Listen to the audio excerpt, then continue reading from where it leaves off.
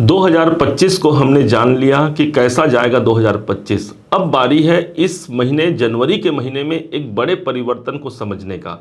क्योंकि आप यदि किसी किले का निर्माण करना चाहते हैं या फिर किसी बड़े भवन का निर्माण करना चाहते हैं तो सबसे पहले हमको जो आवश्यकता होती है वो बेस की होती है। अर्थात जब एक बार बेस मजबूत हो जाए ना तो ये समझिए कि हम फतह हासिल करके उस किले का निर्माण कर सकते हैं।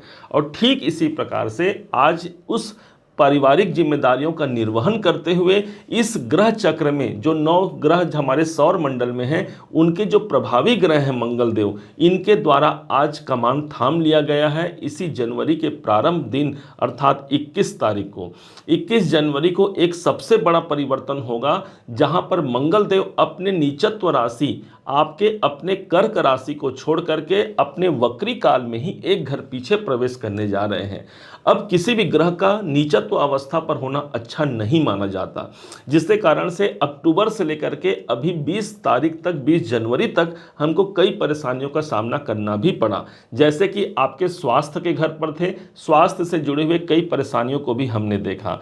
अब चूंकि ये मंगल एक ऐसे पोजीशन पर आ गए हैं जहां पर जल तत्व की राशि को छोड़ करके ये वायु तत्व की राशि पर अब प्रविष्ट हो गए हैं।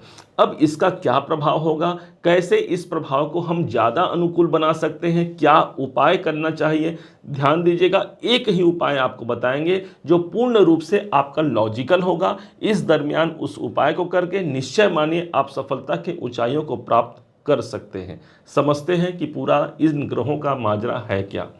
14 तारीख को 14 जनवरी को भगवान सूर्य देव एक ऐसे स्थान पर प्रवेश किए जो आपके सप्तम स्थान पर है, जहां पर मकर संक्रांति का योग भी प्रारंभ हुआ। अब सूर्य यदि राजा हैं तो मंगल उनके अंगरक्षक हैं, उनके सेनापति हैं। तो भाई सेनापति भला दूर कैसे रहते। एक हफ्ते का ही मात्र समय व्यतीत होता है और 21 तारीख को सेनापति मंगल कमान संभालते हुए अपने नीचत्व अवस्था को छोड़ करके शुभ अवस्था पर आ गए, जिसका प्रभाव ये होगा कि मंगल की एक दृष्टि जो 8वीं दृष्टि है वो पड़ती है सूर्य पर। अब समझिएगा इसका विधिवत क्या परिणाम निकल के सामने आने वाला है। स्वास्थ्य के लिए बहुत उत्तम हो गया। यदि अक्टूबर से लेकर के अभी तक हम किसी परेशानियों की अनुभूति कर रहे थे, क्योंकि मंगल का संबंध हमारे ब्लड से होता है, मंगल का संबंध हमारे पाचन तंत्र से होता है। मंगल जब दूषित हो जाए तो उस समय पर हमें अनायास ही हमें क्रोध, गुस्सा और एंजाइटी प्राप्त होता है। यदि ये सब कुछ हमने अक्टूबर से लेकर के अभी तक देखा है तो निश्चिंत रहिए, ये मंगल अब खुशखबरी के रूप में आपके 12वें घर पर उपस्थित रह करके कोई बड़े निवेश का अवसर आप तक बना सकता है। आपके पास पैसे की व्यवस्था नहीं है किसी निवेश को करने के लिए, हो सकता है इस 2025 के शुरुआत समय पर ही 2 अप्रैल तक इनका गोचर रहेगा। यहां तक एक शुभ परिणाम का गोचर हमको मिलेगा जरूर। चूंकि मंगल यहां आपके लिए पंचमेश है और प्रबल योग कारक है, इसलिए इस टाइम पर शेयर मार्केट इत्यादि में आप पैसा लगा सकते हैं। इस समय पर आपको कोई विशेष अनायास ही कोई धन लाभ का अवसर भी मिल सकता है। आपने पहले कोई काम किया उसका लाभ का अवसर मिल सकता है। जो विद्यार्थीगण हैं वो अपने विद्या, अपनी शिक्षा प्राप्ति के लिए कहीं बाहर जाना चाहते हैं, उनके स्थानांतरण के लिए भी ये समय अनुकूल रहेगा। 12वां घर विदेशों का होता है, इसलिए विदेश से जुड़े हुए आप कोई काम करते हैं या फिर विदेशों में आप रहते हैं तो मंगल 12वें घर पर प्रतिष्ठित होकर के आपको बाहर से जुड़े हुए कार्य आप तक पहुंचा पाता है। चूंकि पंचमेश है, इस समय पर बहुत से कार्य ऐसे होंगे जो आपने डिसीजन लिया है, जो आपने निर्णय लिया है, उस निर्णय का परिणाम आप तक पहुंचा पाना इस मंगल की एक विशेष जिम्मेदारी होगी, क्योंकि आपके योग कारक हैं।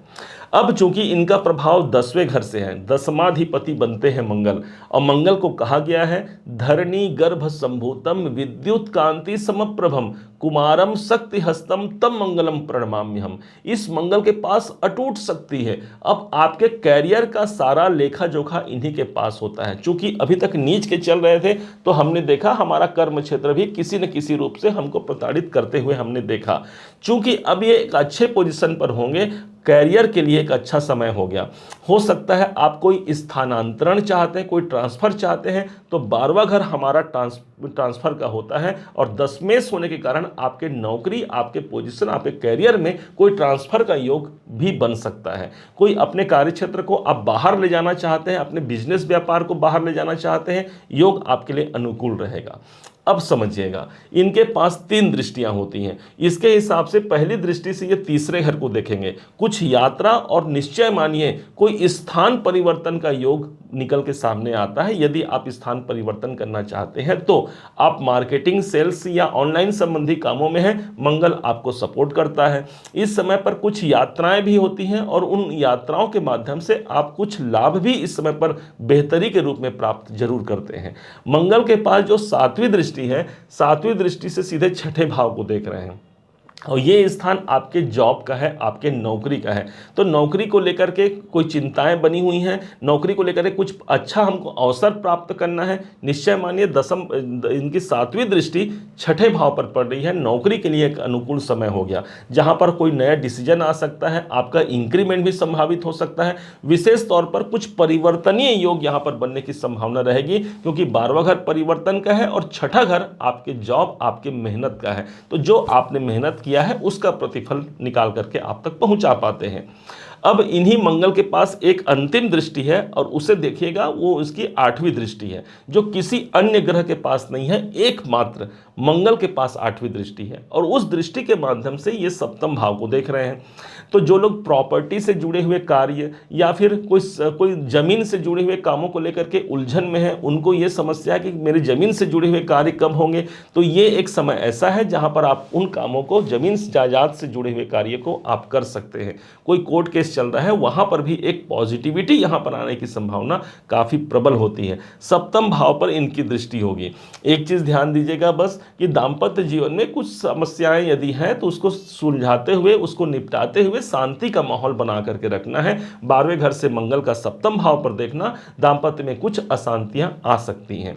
हाँ, विवाह इत्यादि करना चाहते हैं, सूर्य का गोचर ऑलरेडी आपके सप्तम भाव पर है। ये समय आपके लिए वैवाहिक जीवन या फिर विवाह संबंधी प्रस्तावों को पूरा कराने के लिए एक अनुकूल समय निकल करके सामने आता है। अब क्या उपाय किया जाए, ध्यान दीजिएगा इस उपाय को। भगवान शंकर जब अंधकासुर से युद्ध कर रहे थे, उसी समय उनके माथे के पसीने से एक बूंद पृथ्वी पर गिर जाता है और उसी बूंद से एक बालक का जन्म होता है और इसी बालक को हम मंगल कहते हैं। माता पृथ्वी ने उनका भरण पोषण किया, इसीलिए हम उसे भूमिपुत्र मंगल के रूप में जानते हैं। अब यही मंगल जब आज 3 नंबर की राशि पर है, जो कि वायु तत्व की राशि पर है, मंगल जो कि लाल रंग है, एक लाल झंडा लीजिएगा।